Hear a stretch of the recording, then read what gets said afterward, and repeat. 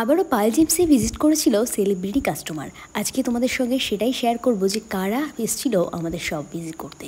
তোমরা অলরেডি দেখেই নিয়েছো। আমি তাড়াতাড়ি করে রেডি হয়ে গেছি, কেন অ্যাজ ইউজুয়াল আমার যেরকম দোকানে যাওয়ার টাইম থাকে সেদিন কিন্তু সেরকমভাবেই আমি রেডি হয়ে বেরিয়ে পড়েছি। আমি ঢোকার কিছুক্ষণ পরেই দেখছি সায়কদারা ঢুকে পড়েছে।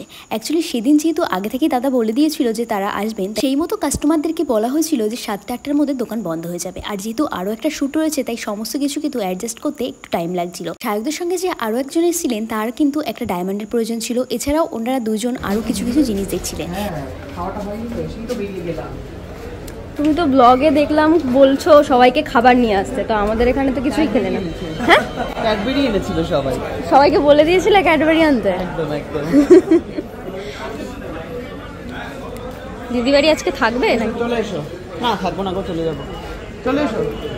পর আমরা দাদারে একটু ছাড়তে গেছিলাম রাস্তায়, যেহেতু ওনাদের ড্রাইভার ভিতরে ঢুকতে পারে না তাই জন্য রাস্তায় ছাড়তে গেছিলাম। এই নিয়ে সায়কদা কিন্তু 3বার সব ভিজিট করেছে আর অলরেডি কিন্তু সব কিছুই ভালোভাবে কাজ পেয়েছে, আর সেই জন্য কিন্তু আমাদের শপে বারবার ভিজিট করে। তোমরা অনেকে জিজ্ঞাসা করো যে শপটা কোথায় রয়েছে। আমাদের শপ রয়েছে কিন্তু হাবড়াতে, গুমা হাবড়া বা অশোকনগর হাবড়া যেটা হয় সেখানেই। আর স্টেশন থেকে জাস্ট 2 মিনিটের হাঁটা পথ।